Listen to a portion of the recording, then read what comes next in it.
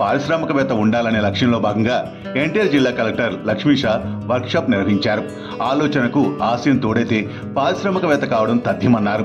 ప్రతి పారిశ్రామికవేత్త 10 మంది పారిశ్రామికవేత్తలుగా తీర్చిదిద్దాలని ఆయన పిలుపునిచ్చారు. గౌరవ ముఖ్యమంత్రి గారు చెప్పినట్టు ఒక్క ఫ్యామిలీ ఒక ఎంటర్ప్రినర్, ప్రతి ఇంట్లో ఒక్కొక్క ఎంటర్ప్రినర్ ఉండాలి, ఒక పారిశ్రామికవేత్త ఉండాలి. దానికోసం ఈ వర్క్షాప్ ఒక ఐడియాని ఇస్తుంది మీకు ఎట్లాగా తీసుకెళ్లాలని.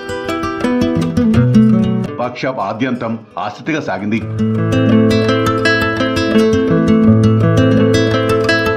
ఆకృతి బయోగ్రీన్ సంస్థ తయారు చేసిన కవర్లు ఆలోచింపజేశాయి.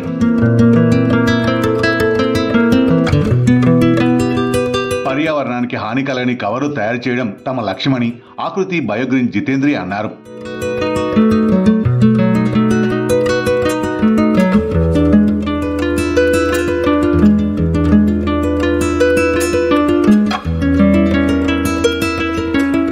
తయారు చేసే కవర్లు ఎలా నీటిలో కరిగిపోతాయో ప్రత్యక్షంగా చూపించారు.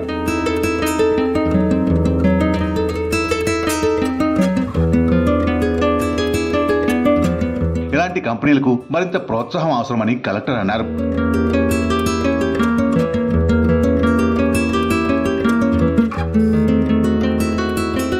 బయోడిగ్రేడబుల్ కవర్స్ అయితే ఉన్నాయో ఆ పేపర్స్ అవి టెంపుల్స్లో అలాగే హోటల్స్లో షాప్స్లో చాలా అవసరం ఉంటుంది.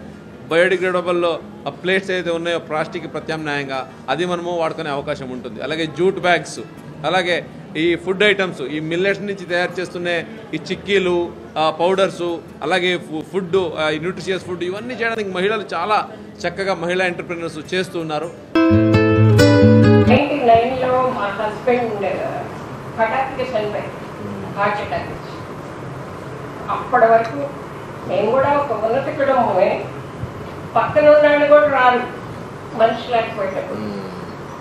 రమాదేవి గారి సహకారంతో ఎలిట్లో కార్పొరేషన్ ఇండస్ట్రీ స్టార్ట్ చేశారు. 30 మంది అమ్మాయిలకు జాబ్ ఇచ్చారు.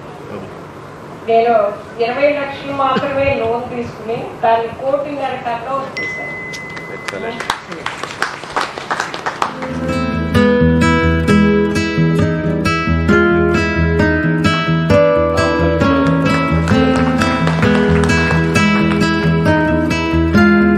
ఎక్స్పోజర్ ఇచ్చి మనం మహిళా గ్రూప్స్ ఏదైతే ఉన్నాయో ఆ గ్రూప్స్ వాళ్ళని కూడా మోటివేట్ చేసి ఒక ఎంటర్ప్రినర్గా, ఒక పారిశ్రామికవేత్తగా వాళ్ళని చేయడానికి ఈరోజు ఈ కార్యక్రమం చేపట్టాము.